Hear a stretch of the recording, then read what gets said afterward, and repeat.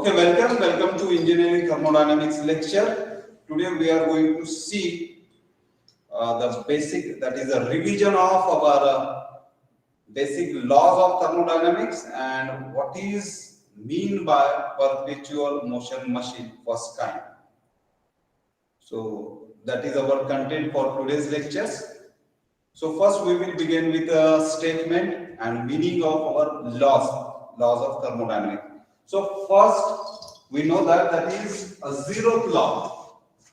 There are many laws in thermodynamics, but basically we say the zeroth law, then first law of thermodynamics, second law of thermodynamics having two statements.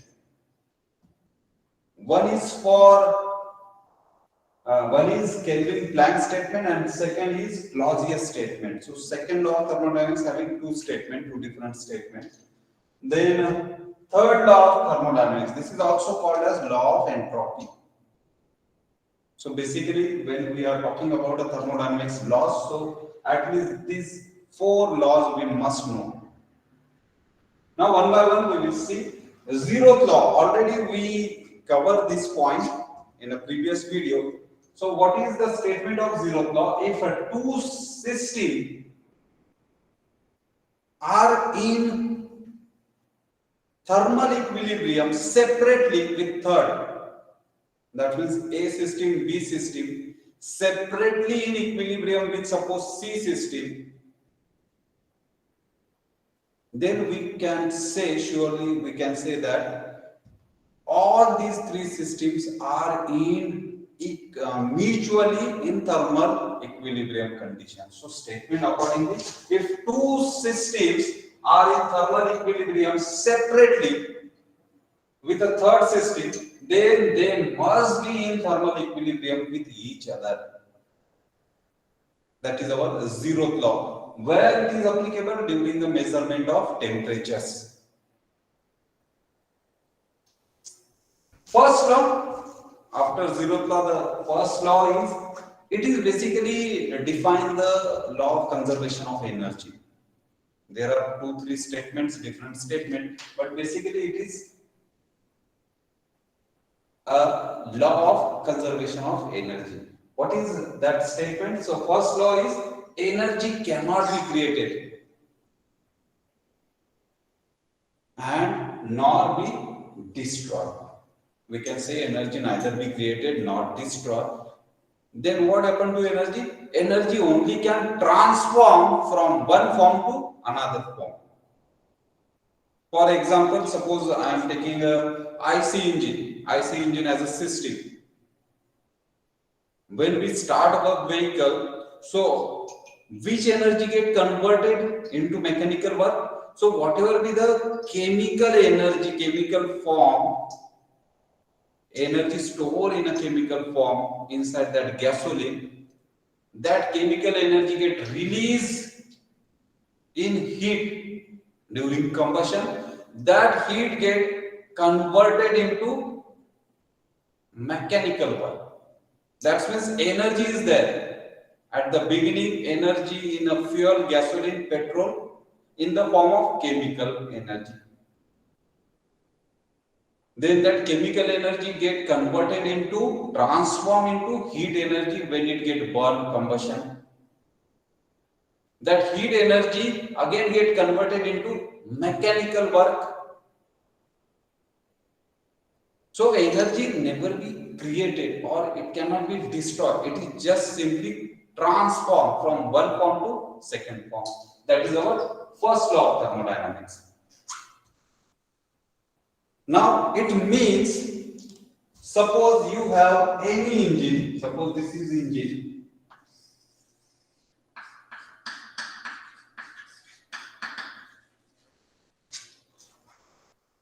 Any system, any device, any engine, and we have to supply some sort of energy, that is suppose input.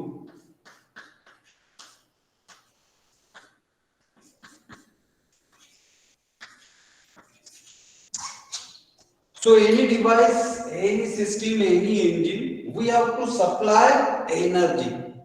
because itself this device, it is not going to create the energy, or it is not going to destroy the energy. That means this device only can transform energy. So to engine we are supplying some sort of energy.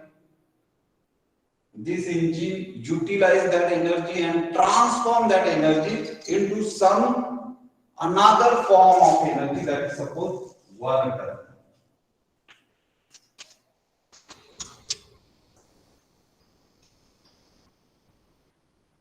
So this is according to our statement, first law of thermodynamics, that energy neither be created nor destroyed, it is simply transformed. So this engine taking energy in the form of chemical form through the gasoline or diesel, this chemical form get converted into heat energy. So if we are talking very basically, so this engine required heat energy as an input.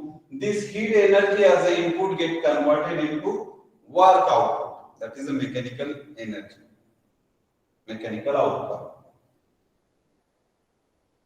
So energy neither created nor destroyed, it is simply transformed. This is according to your first law. Now suppose we are making such engine which operate in a cycle continuously without consuming any energy. So when we supply petrol, it get burned, heat release, your engine gets started, that's when you're producing mechanical work. And your engine continuously run till you are supplying input energy. But suppose you made some sort of engine which don't consume any energy. So input is zero, but it continuously giving output. What it means? It means this engine itself generating input energy, and that input energy become as a mechanical output work done. That's when this engine don't require any input energy. It generates its own energy. That means it is violating our first law. First law say energy neither be created nor destroyed. This engine giving output as a work done, but we are not supplying any input energy. That's means this engine itself creating its own energy, and by virtue of which it is producing output.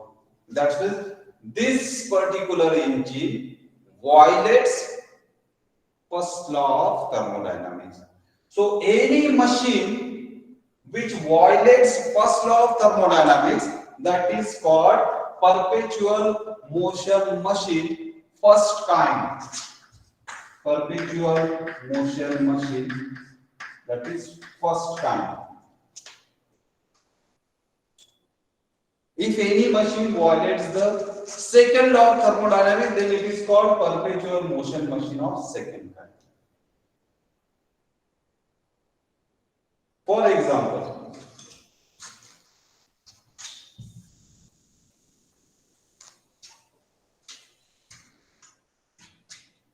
we know that a solar panel is there. What is the use of that solar panel? Solar panel converts solar energy into electrical energy, correct? Now suppose I have one solar panel.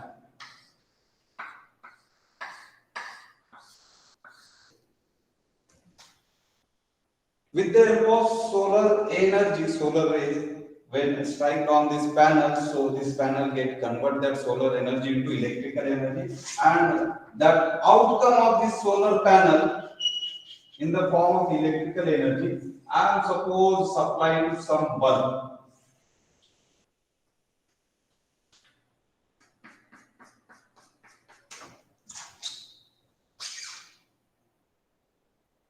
Now imagine I use such a bulb which illuminate just like a solar. So can I utilize these rays, these bulbs illusions emulsion, illusions, this rays. So bulb rays will strike on solar panel. Again, solar panel this convert these rays into electrical energy. This electrical energy again supplied to bulb, and bulb continuously illuminated. So is it possible? If it is possible, that means for this system there is no requirement of any input energy. Itself it is producing its own energy. And our first law saying energy neither be created. But here your energy is created by this system, its own. So illusion that rays of these bulbs strike on solar panel convert this energy into electrical form, electrical energy supplied to bulb, again bulb convert that electrical energy into light rays, again that light rays get converted into electric. So continuously this will be happening, there will be a cycle and without consuming any input from outside. So it will be a perpetual motion machine first kind. But this is only the concept. In actual, constructing any such device or machine is impossible.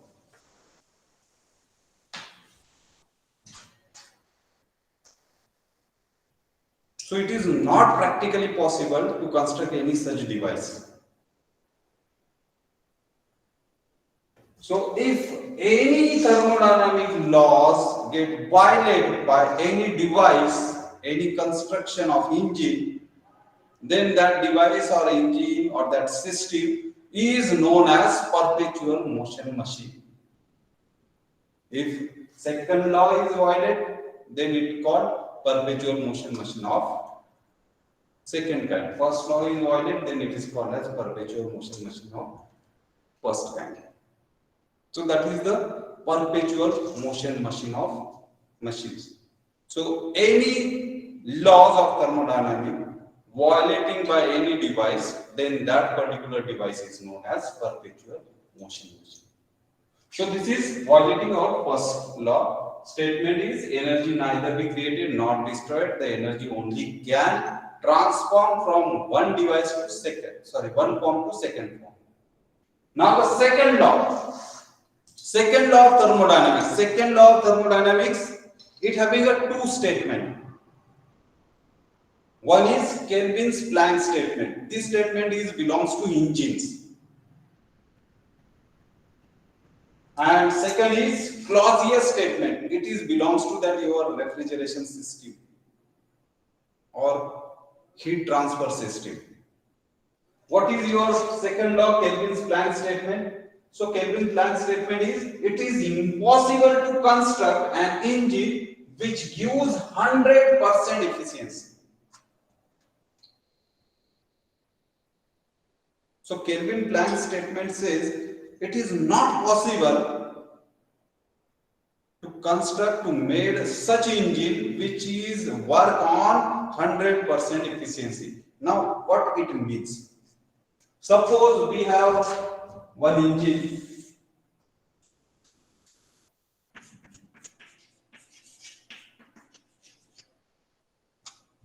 and we are supplying some sort of input energy.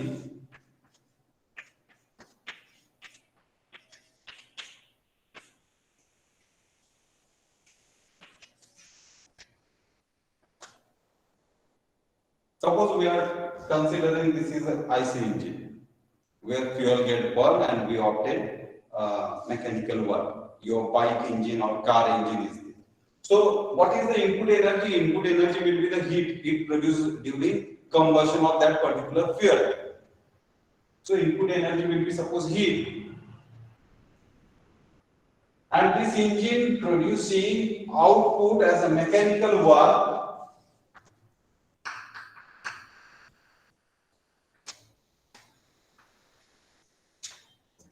So this is the output.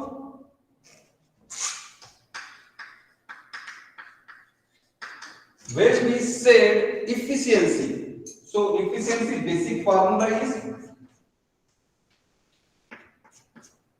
output upon input.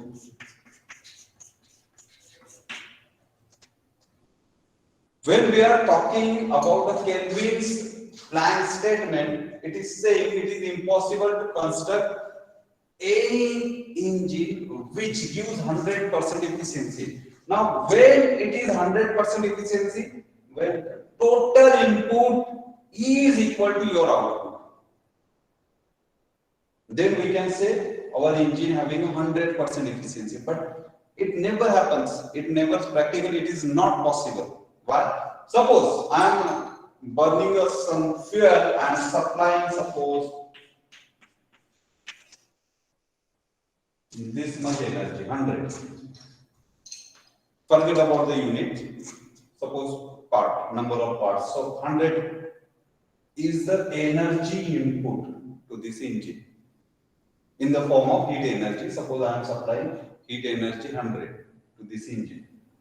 If this engine completely 100 get converted into a mechanical work done, then it become 100% efficient engine. But this never happen. Why? When whatever be the heat energy supplied, some heat energy is utilized to heat up your body part, engine parts. So after some time, we observe that our engine gets heated. If you touch that engine part, so we observe that it is heated now. So some part of this supplied heat get utilized to heat up your all engine parts. Excess heat, whatever be the supplied, it extracted by cooling system. So whether it is a water cooled system, just like a four-wheelers, or it may be a air cooled system, just like your bike engine. So excess heat is extracted by cooling system. Some heat is wasted by lubrication, during lubrication, and remaining heat is available for doing work. And whatever be the work is done, some work is exhausted in overcoming losses, friction losses, and remaining amount of work is available as a output. That means it never happen your 100% input will be converted into 100% output. So your engine efficiency is always less than 1, always less than 100%. That is the actual fact. That is practically possible. But what your Kelvin Planck statement says, it is impossible to construct any engine which gives 100% efficiency. That means all input energy get converted into output. This is not possible. If anyone can make this possible, then that is violation of second law, and that engine will be called as perpetual motion machine of second kind, because it is violating your second law. So your second law, Kelvin statement saying it is impossible to construct an engine which works on 100% efficiency. If anyone can do that, then that engine will be called as perpetual motion machine, second kind. But practically, this is not possible. We can minimize the losses, but we can't eliminate the losses. So it is never happen you get the 100%, because whatever be the total energy supplied, some energy will lost in mechanical linkages, by some heat is lost by radiation, by convection, by conduction. So it never happened that all heat supplied get converted into output. So it is never possible. So first statement of second law is Kelvin-Planck statement. Whenever it is said, explain the second law of thermodynamics, so we have to explain both the statement. It is not like that second law of thermodynamics is only Kelvin's statement. It means both Kelvin's and Clausius statement. So this is Kelvin's statement which is related to engine. Now Clausius statement, second law of thermodynamics, Clausius statement, the statement says that it is impossible to construct a device. Remember this time in Clausius statement it is not use the body engine, it is a device. It is impossible to construct a device operate on a cycle and produces no other effect than the transfer of heat from cold body to hot body.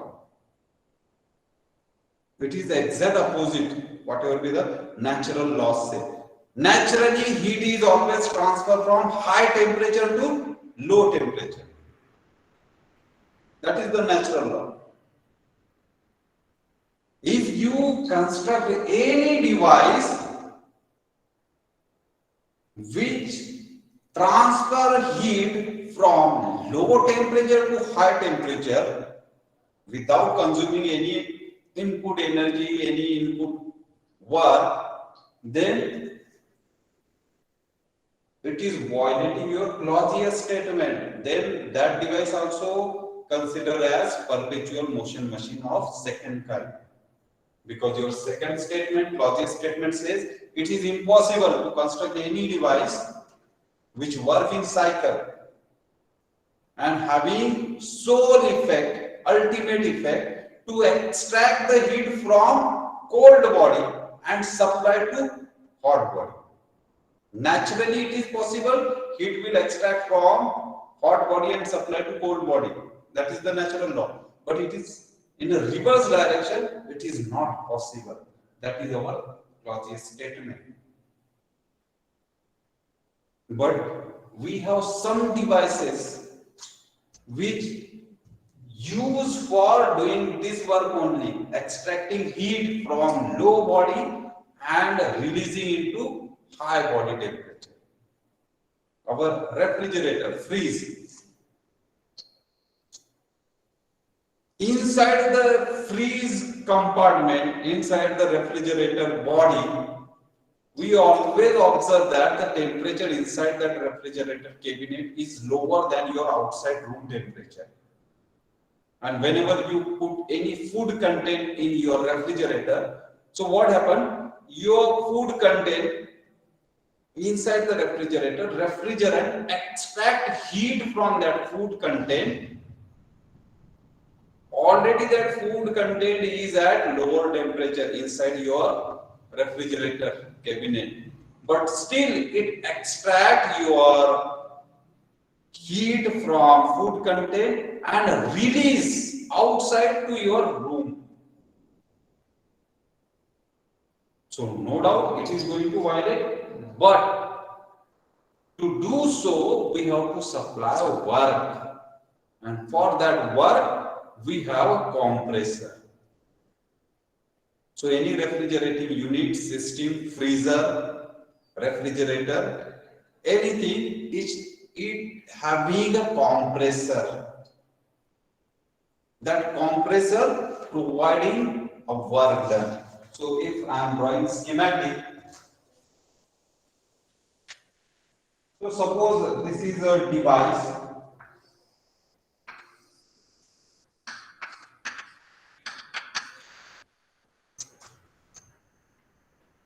And this is low temperature body.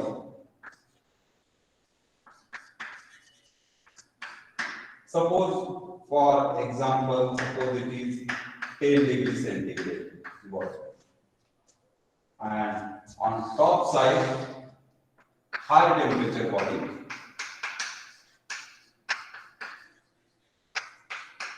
For example, suppose 50 degree centigrade body.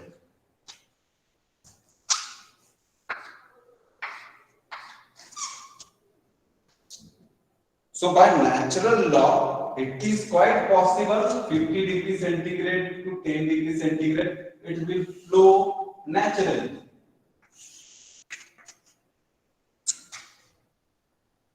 But it is impossible to construct such device which extract heat from this 10 degree centigrade and deliver to 50 degree centigrade. But to do so, if we provide work done, then it is possible.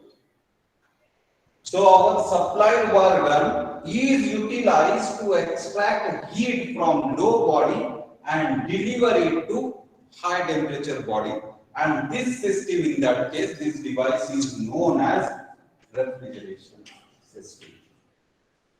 So refrigeration device, refrigeration system, we have to supply work done. For this, we have a compressor. That compressor utilized to supply the work, and this refrigeration system then extract your low temperature food content heat and deliver to your outside high temperature room air. Then only it is possible. In that case, your heat flow will be opposite to your natural laws. Low temperature to high temperature, it is possible. But when we are supplying work done, this is possible practically. But without consuming any work done, any input, if you successful to construct any device without consuming input work, if any device can extract heat from low temperature body and deliver to high temperature body, then this is violation of your second law, Clausius statement. Then this machine will be called as perpetual motion machine, second kind. And this is also not possible, it is impossible as per our law. So this is second law of thermodynamics. Next, the very important law, that is third law of thermodynamics, or it is also called as law of entropy, and very confusing law. Zeroth law of thermodynamics, first law of thermodynamics statement, second law of thermodynamics, Kelvin's Planck statement, Clausius statement. It is very easy to understand, remember. But third law of thermodynamics, that is also called as law of entropy, it is very confusing to understand. What is the statement of this law? A temperature of a system approaches absolute zero, then its entropy becomes constant. In other words, we can say change in entropy is zero then. Now, to understand this statement of third law, we must know three basic concepts. What is the entropy?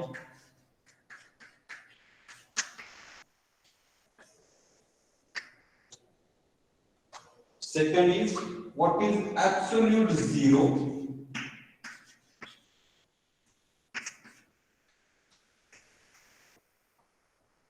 And what is perfect crystal?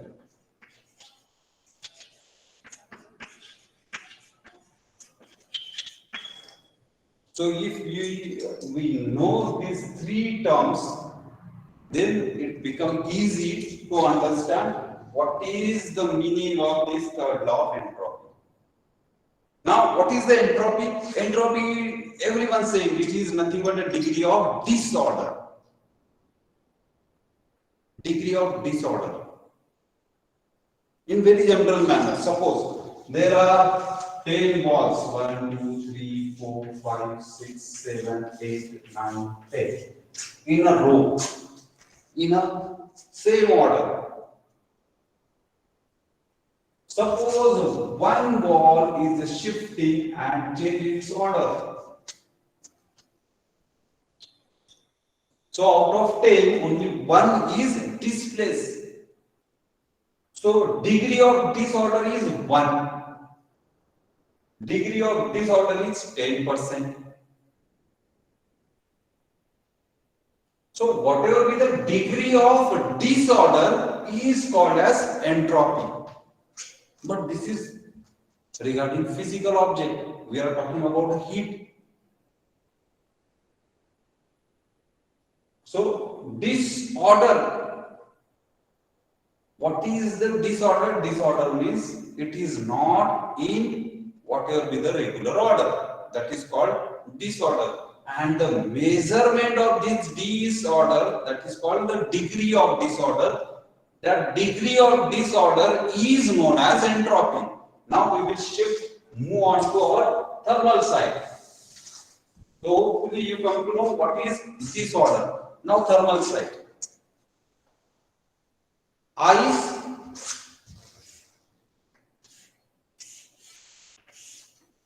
second form is liquid, that is, we are talking about water. So this is water.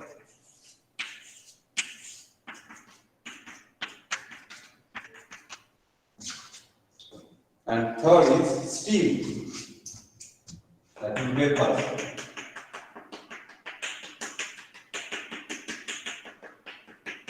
So this is ice, this is water, and this is steam, water vapors.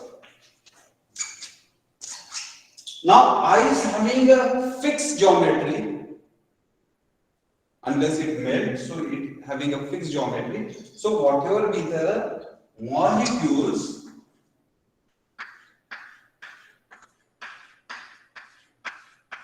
are in fixed position. But whether we can say that the atom also having a fixed position?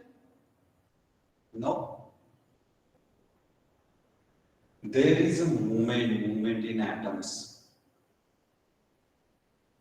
Even though molecules are in fixed position, as it is a solid state now, so molecules, there is no appreciable displacement, so it is called solid. But there is a movement in atoms. There is a movement in electrons. So there is a movement, but minimum movement. Now when these ice get melt, then your molecules will not be in a fixed position. These molecules will then shift somewhere.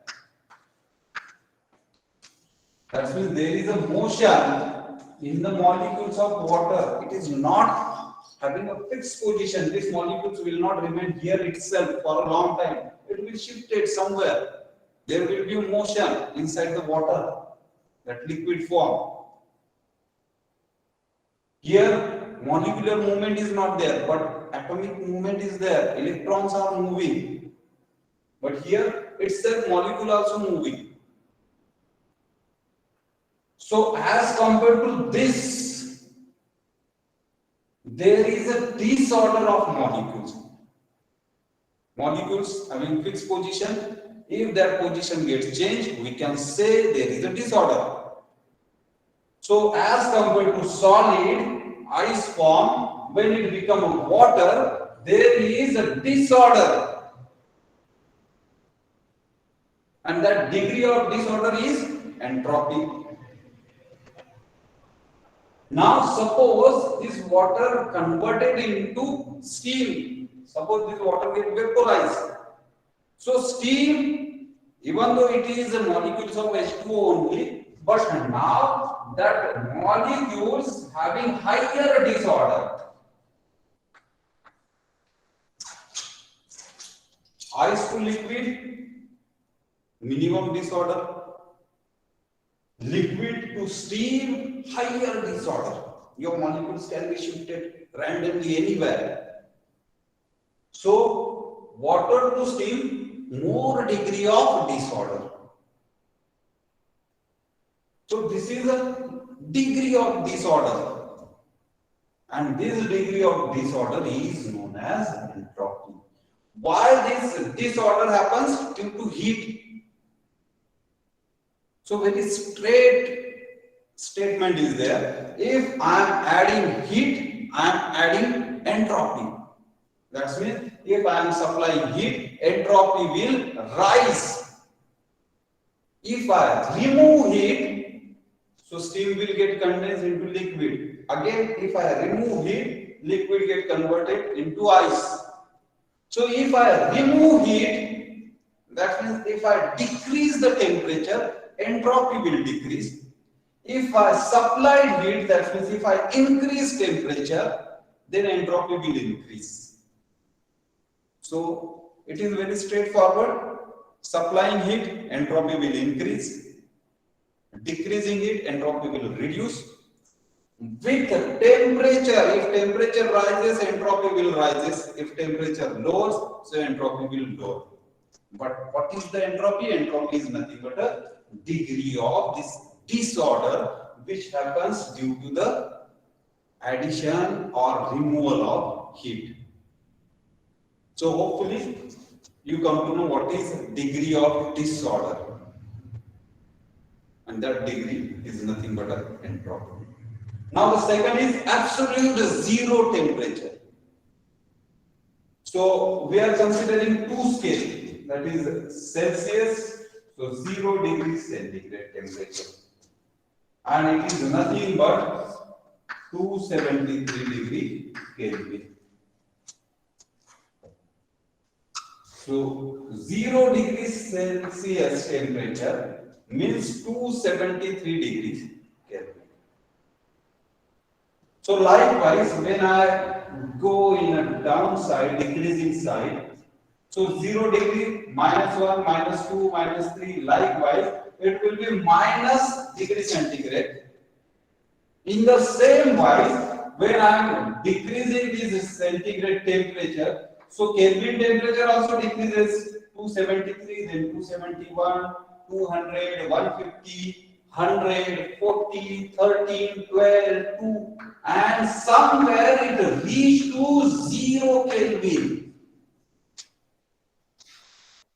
When it reached to 0 Kelvin, that time your centigrade will be minus 273 degrees centigrade. When your system approaching 0 Kelvin, then that is called as absolute zero temperature. So remember, when absolute zero temperature means it is not a 0 degree centigrade, it is minus 273 degrees centigrade. If I move up to 2 digits, then it is minus 273.15 degrees centigrade. That is called absolute zero temperature. So in Kelvin scale, absolute zero means when 0 Kelvin temperature is there, then it is called absolute zero temperature. Now the perfect crystal. Suppose any crystal is there. When it is called a perfect crystal, then all molecules having the same size,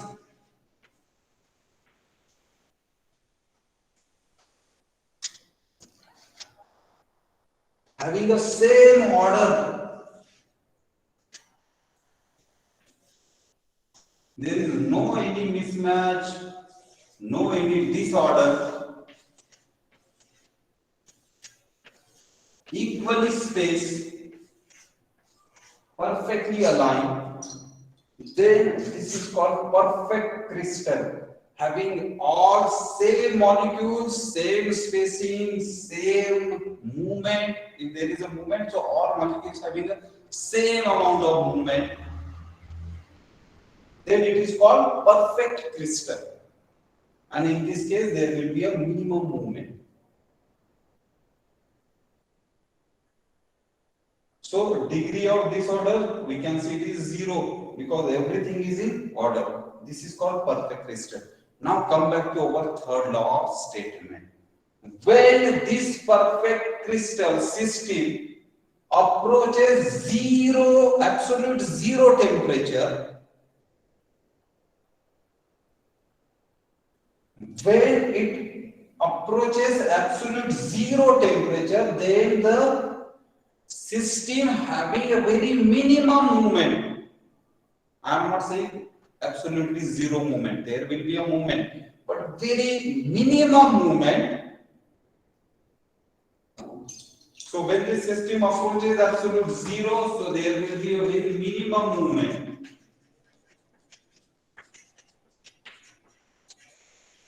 Minimum motion.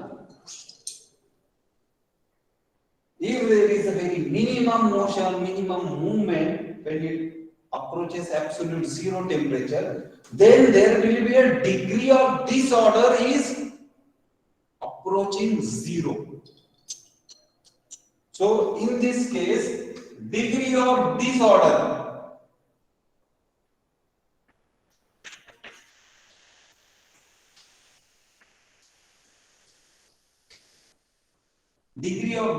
will be 0.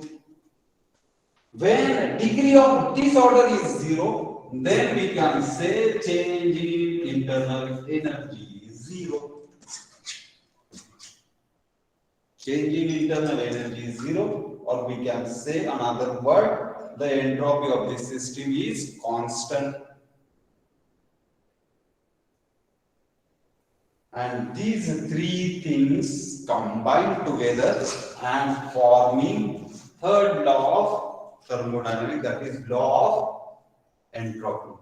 What it said, the temperature of a system approaches absolute zero, then its entropy becomes constant.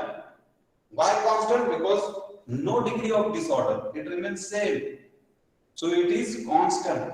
Or change in entropy is 0. If I am going to calculate the change in entropy, so it remains same. So change will be 0.